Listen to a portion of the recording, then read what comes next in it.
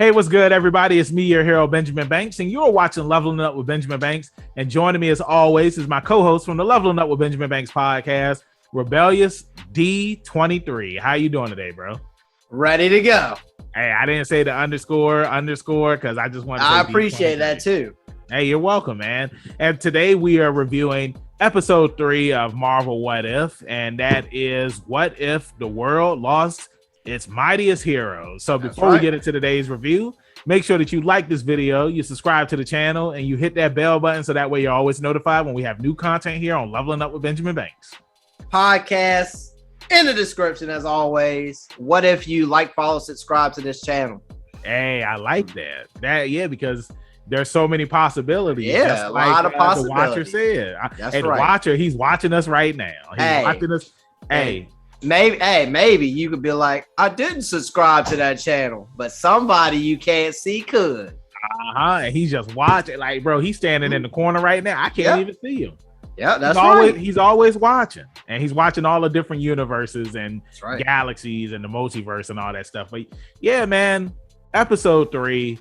Honestly, bro, it's like all of these episodes have been really good, man. And the second episode is still my favorite, but this is another episode that was just really good. I mean, you know, it starts right off after, not after, but during Iron Man 2. Yes. Tony's on that roof in the donut. Yep, eating in the donut. I just thought, it's tough for me. I really liked all 3 episodes so far. I think the first episode was the one we saw coming because you got all the teasers to it and all that stuff. But it was still enjoyable. But I think episodes 2 and 3 are neck and neck for me. Yeah, and I feel like the reason why the second and the third episode are really good is because I like the first episode. It's like they kind of just follow Captain America, the first Avenger, foot by foot. It's just they just switch the characters, you know what I'm saying? Yes. But then we end up getting Steve inside of like the first Iron Man suit, which was something different that they added. But it was different. But at the second and third episode, like overall, like they were both completely different episodes, man. And I love the third one because, like I said, like it's taking place like during Iron Man 2, and because of Tony Stark dying after Natasha injects him with the antidote that's supposed to help him for the time being because of the reactor, the virus that's spreading inside of his body. He ends up dying, but like they don't know how he ends up dying. And then after that, Hawkeye ends up dying. Like Agent Coulson, like he calls Nick Fury. He's just like, hey, you need to head over here to this desert. There's a hammer there. And then we move along to the first Thor movie. And Thor, as we know, he comes and he tries to get the hammer back. And as soon as he's about to reach for that hammer, like we know in the movie, he reaches for it and he can't pick it up because he's not worthy. And Hawkeye is in the distance and like he's about to shoot him. In the movie, he doesn't shoot him, but up here he shoots him. And Fury's just like, I told you not to fire. He's like, I did it. And, you know what I'm saying? So it's like, bro, right there, I was sitting here thinking, I was just like, man, I feel like Ant-Man is the one doing the killings, but I'm just like, but why would Ant-Man do this though? I mean, like, I know that, he ended up losing his wife, but like, why would he be killing these people who have nothing to do with him? You know what I'm saying? And, after that, Hawkeye, he ends up dying. Thor's dead. Tony's dead. And so Natasha, she's investigating. And also, too, she's in trouble because they think that she killed Tony Stark. Exactly. And she's doing her spy work. And we end up seeing Betty Ross, which I thought was really cool. Yeah, very cool. You get General Thunderbolt, too. Thunderbolt Ross. And then they see the Hulk, and then the Hulk, he ends up getting killed, and they're just like, who opened fire? Because nobody opened fire. And it was just crazy because it's like, we know that Bruce Banner, like he can take some blows. The Hulk can take some blows. So it was just interesting to see how it was done. He exploded from the inside. Like it was pretty much a gamma bomb that went off when he exploded. And after that, Natasha, she's the only one left. And then she ends up getting taken out. And like the last thing she says is hope.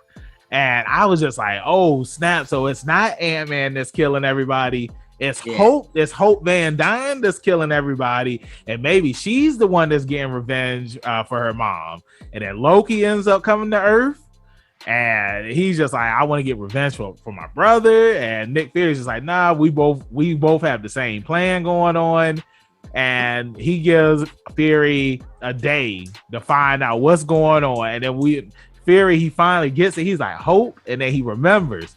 And then we see who the killer is, and it is Hank Pym, and he is Yellow Jacket. And I was just like, bro, like I was not expecting that. He's strung out.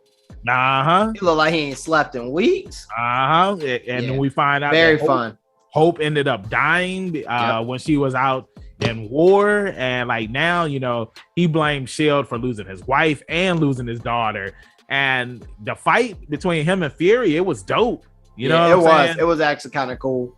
And then it just gets a little unrealistic, and then you figure out it was Loki was involved. Yep. It was Loki.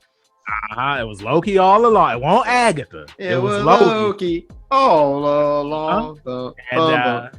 It was cool because then at the end of the episode, like, you know, look, Fury's like, yeah, man, it was cool working with you. And Loki was just like, it was cool working with you too. And he was just like, well, how are you about to leave? He's like, no, I'm going to stay for a couple of days. And he ends up taking over the Earth. Exactly. And then it ends with Nick Fury and Coulson talking about they're not going to give up. They're not going to give up. Carol Danvers has showed up, and that we see the Shield. That's bro, right. It's like I can't believe that. Like I just went like detail for detail what happened, but it was just because this episode it was really good. You did a great job speed play. That was a great speed run. Thank you, man. Because it was really good. I mean, and when you think about it, like the episodes, it's like they're long, but they're not that long. Like no, they keep you engaged, and that was something that that I thought made it a good show. It keeps you engaged. It keeps your imagination alive. You know, and the whole purpose is what if. You know what I'm saying? If you open your imagination up and just enjoy it for what it is, it's a great show. So what were your thoughts on the episode? I thought it was cool. I mean, just finding out who was actually behind the murders or assassinations.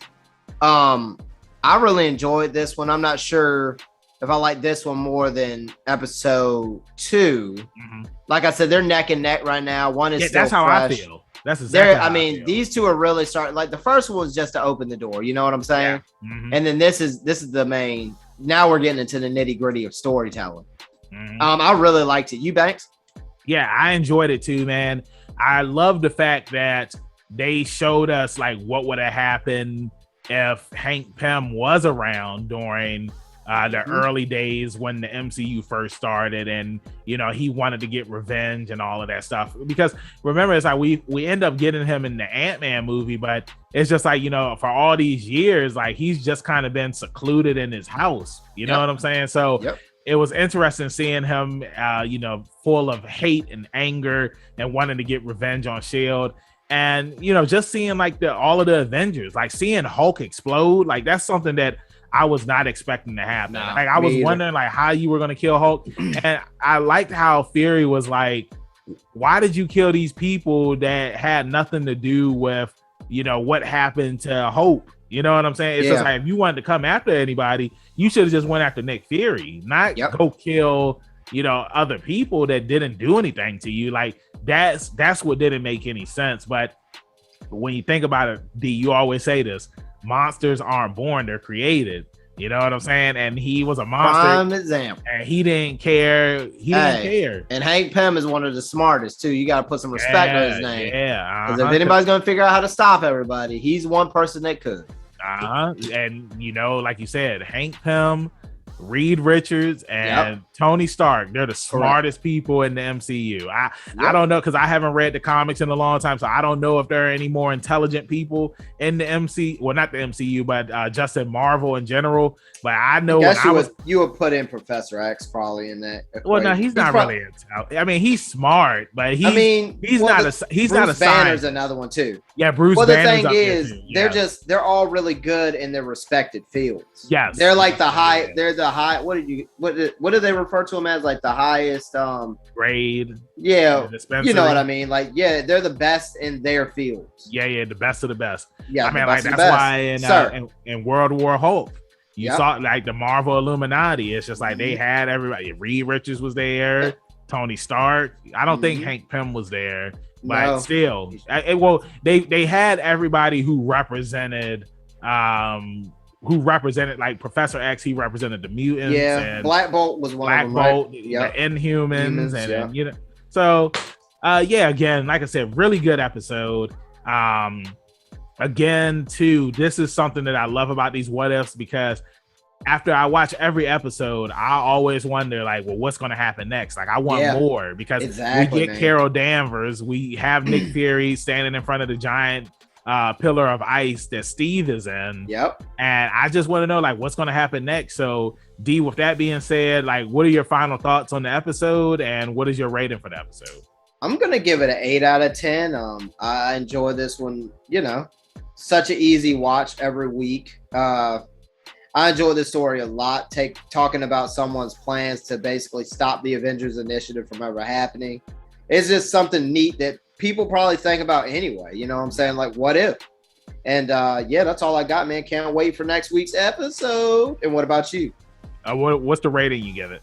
I said 8 out of 10. Oh, 8. Okay, I'm sorry. Yeah, I went with 8. No, sorry, I had a brain fart right there. No worries, man. But no, like I said, really good episode. To piggyback off of what you said, Hank Pym pretty much did the same thing that Batman had planned for the Justice League and Justice League Doom.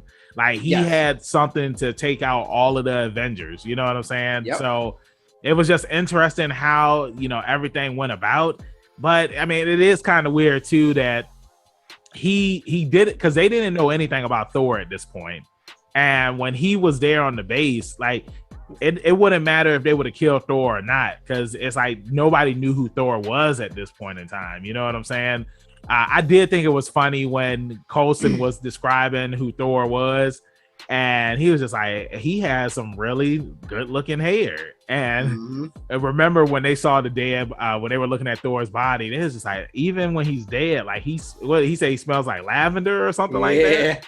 Yep. Yeah, and then who was it that was who said, was it Fury? It was just like, oh wow, no, it was Hawkeye that was just like, yeah, like Coulson's description of him was on point. Like, he does have really good looking hair.